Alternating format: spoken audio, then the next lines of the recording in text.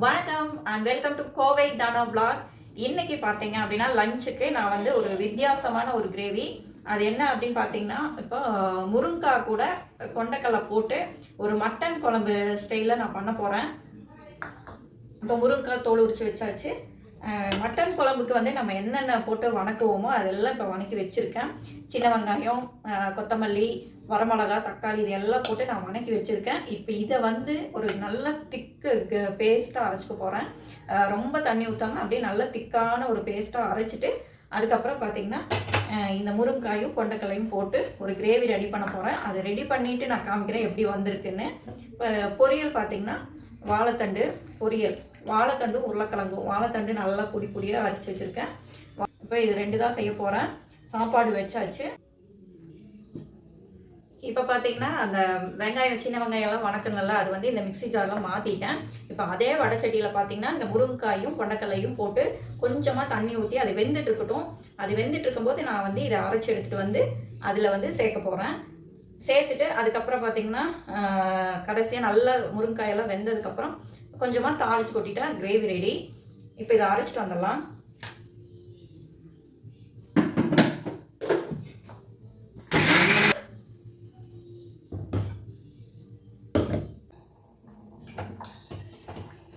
அரைச்சிட்டு வந்த மசாலாவை நான் வந்து இப்போ முருங்காய் கூட சேர்த்தியாச்சு. இப்போ வெந்துட்டுருக்கு.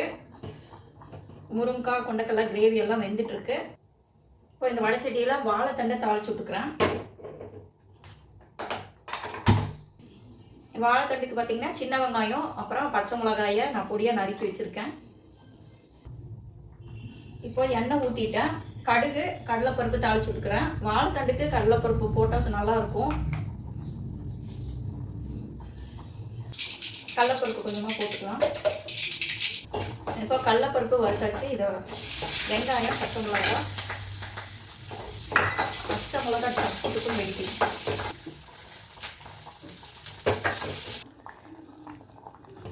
முருங்காய் வெந்துருச்சு. இதில் வந்து நான் வந்து முருங்காய் கொண்டைக்கல்லையும் சேர்த்திருக்கேன். அது கூட இஞ்சி பூண்டு பேஸ்ட்டு, அப்புறம் கடைசியாக பார்த்திங்கன்னா கரம் மசாலா அதுவும் போட்டு இன்றைக்கி ஒரு கறி குழம்பு ஸ்டைலில் வச்சுருக்கேன். குழம்பு ரெடி ஆயிடுச்சு. முருங்காய் வெந்துருச்சு. வாசனை சூப்பராக இருக்குது. உண்மையிலே டேஸ்ட்டாக இருக்கும்னு நினைக்கிற குழம்பு. இப்போ குழம்பு வந்து தாளிச்சு விட்டுடலாம்.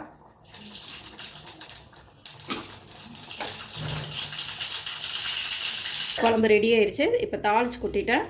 பார்க்கவே பாருங்கள் சூப்பராக இருக்குது. கலரும் அந்த மணமும் சூப்பராக இருக்குது. கொண்டைக்கடலை இன்னும் நிறைய போடலாம். நான் வந்து கொண்டைக்கடலை கொஞ்சமாக போட்டிருக்கேன். இன்னும் நிறைய போடலாம். கொண்டைக்கடலை, உருளைக்கிழங்கு, முருங்காய் இது 3மே போட்டு செய்யலாம். குழம்போட கலர் பார்த்திங்களா சூப்பராக இருக்குது. வாசனையும் சூப்பராக இருக்குது. அப்புறம் வாழைத்தண்டு பொரியலும் ரெடி ஆயிடுச்சு. ஓகே ஃப்ரெண்ட்ஸ், குழம்பு வந்து ரொம்ப சூப்பராக வந்திருக்கு. அந்த கலரும் மனமும் பார்த்தாவே வந்து பசி தூண்டுது. இப்போ எனக்கு பசி வந்துருச்சு. உங்களை பார்க்க வச்சுட்டு சாப்பிட்டேன் அப்படின்னா எனக்கு வயிறு வலிக்கும். அதனால் நான் போய் சாப்பிட போகிறேன். அதுக்காக இந்த வீடியோவை இதோட முடிச்சுக்கிறேன். நீங்கள் வந்து என்னோடய ரீல்ஸ் வீடியோஸை தொடர்ந்து பார்த்து என்னோடய சேனலுக்கு சப்போர்ட் பண்ணுங்கள். ரீல்ஸ் எல்லாம் பார்த்துட்டு மறக்காமல் லைக் பண்ணி கமெண்ட் பண்ணி சப்ஸ்கிரைப் பண்ணிக்கோங்க.